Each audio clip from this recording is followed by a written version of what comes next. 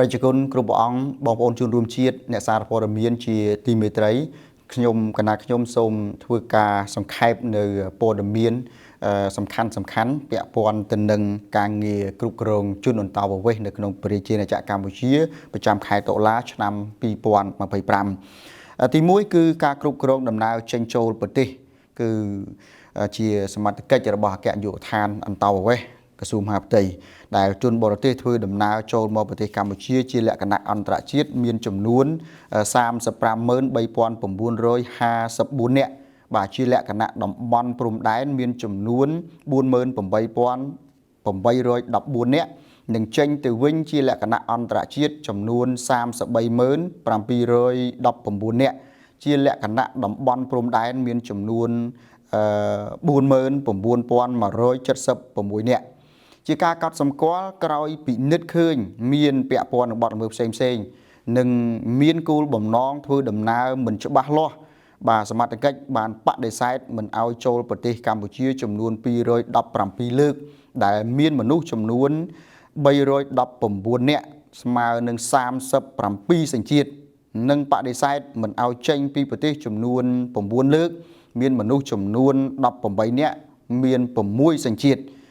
ពលរដ្ឋខ្មែរធ្វើដំណើរចេញពីប្រទេសកម្ពុជាជាលក្ខណៈអន្តរជាតិមានចំនួន1,569នាក់ជាលក្ខណៈតំបន់ព្រំដែនមានចំនួន8385នាក់និងចូលមកវិញ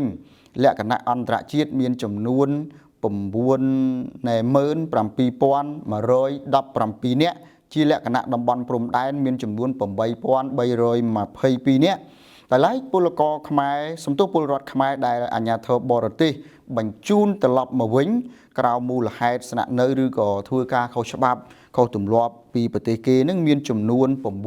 969នាក់ដែលមានស្រី444នាក់ហើយមានកុមារនោះចំនួន37នាក់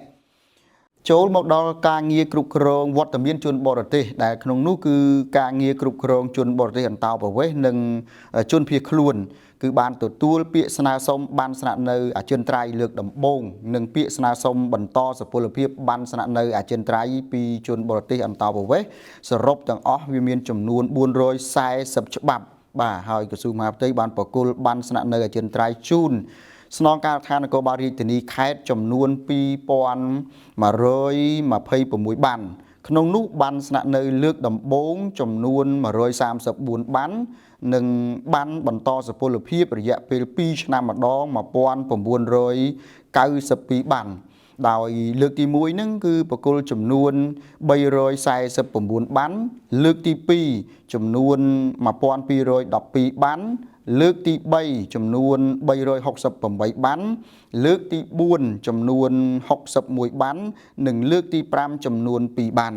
បច្ចុប្បន្នគឺជនបរទេសដែលទទួលបានឋានៈជាជនភៀសខ្លួននៅកម្ពុជាហ្នឹងគឺថាមានចំនួន63នាក់ស្រី17នាក់មាន8សញ្ជាតិដែលអាចទំនាក់ទំនងបានតែ26នាក់ទេមានស្រី7នាក់និងអ្នកសុំសិទ្ធិជ្រកកោនមានចំនួន9នាក់ស្រី3នាក់មាន5សញ្ជាតិកលេចមកមើលការងារគ្រប់គ្រងជនបរទេសមិនមែនអន្តោប្រវេសន៍វិញគឺបានផ្ដល់ទិដ្ឋាការចូលប្រទេសពេលមកដល់មានចំនួន84194នាក់ក្នុងនោះទិដ្ឋាការប្រភេទ K ចំនួន1429នាក់ទិដ្ឋាការចូលស្នើសុំតាមប្រព័ន្ធអេឡិចត្រូនិក e-visa ចំនួន50867នាក់និងទិដ្ឋាការចេញមានចំនួន676នាក់បានពិនិត្យបែបបទស្នើសុំទិដ្ឋាការបន្តរយៈពេលស្នាក់នៅបណ្ដោះអាសន្នចំនួន95309នាក់ហើយតាមរយៈនេះគឺបានរកឃើញអ្នកស្នាក់នៅហួសរយៈពេលកំណត់ចំនួន250នាក់ធ្វើការផាកពិន័យជាទឹកប្រាក់បាទចំនួន$41310បង់ចូលថវិការបស់ជាតិយើងបាទដែលឡែកការងារបច្ចេកវិទ្យា Digital សម្រាប់គ្រប់គ្រងនៃជនអន្តោប្រវេសន៍ជាទូទៅគឺបច្ចុប្បន្នអគ្គនាយកដ្ឋានអន្តោប្រវេសន៍ក្រសួងមហាផ្ទៃបានរៀបចំនិងអភិវឌ្ឍប្រព័ន្ធបច្ចេកវិទ្យា Digital សម្រាប់គ្រប់គ្រងអន្តោប្រវេសន៍មានដូចជា ប្រព័ន្ធគ្រប់គ្រងអ្នកដំណើរ TMS ប្រព័ន្ធច្រកទ្វារឆ្លាតវៃ Smart Gate ប្រព័ន្ធទិដ្ឋាការពេលមកដល់គឺ VOA ប្រព័ន្ធអេឡិចត្រូនិកស្លាកបាតចូលប្រជាជាតិកម្ពុជា Cambodia Arrival ប្រព័ន្ធពន្យាទិដ្ឋាការ Visa Extension System ប្រព័ន្ធគ្រប់គ្រងវត្តមានជនបរទេសស្នាក់នៅក្នុងប្រជាជាតិកម្ពុជា FPCS ប្រព័ន្ធគ្រប់គ្រងការងារអធិការកិច្ចពលករបរទេសឬក៏ហត្ថពលកម្មបរទេស FLIS ប្រព័ន្ធគ្រប់គ្រងមុខសញ្ញាអន្តោប្រវេសន៍ ALS ប្រព័ន្ធបណ្ដេញចេញ RCMS ប្រព័ន្ធគ្រប់គ្រងអ្នកដំណើរលក្ខណៈតំបន់និងទ្វេភាគីCasino បាទ BLTMS Casino និងថ្នាលផ្លាស់ប្ដូរទិន្នន័យអគ្គនាយកដ្ឋានអន្តោប្រវេសន៍ IDH បានបញ្ចូលទិន្នន័យជនបរទេសស្នាក់នៅរយៈពេលវែងក្នុងប្រព័ន្ធ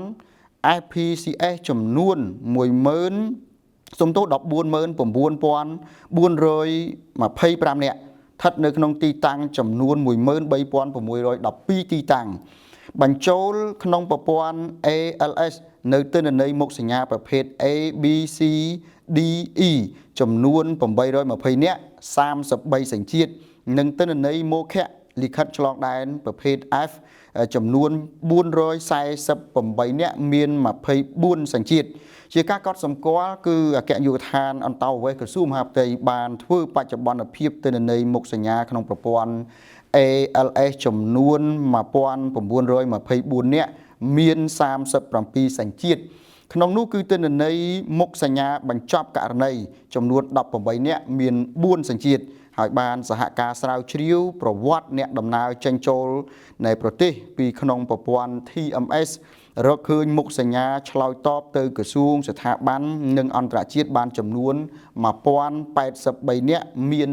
36សញ្ជាតិខ្ញុំសូមអនុញ្ញាតសង្ខេបជូនលទ្ធផលការងារពាក់ព័ន្ធទៅនឹងការគ្រប់គ្រងជនអន្តោប្រវេសន៍នៅក្នុងប្រទេសកម្ពុជានិងដំណើរចេញចូល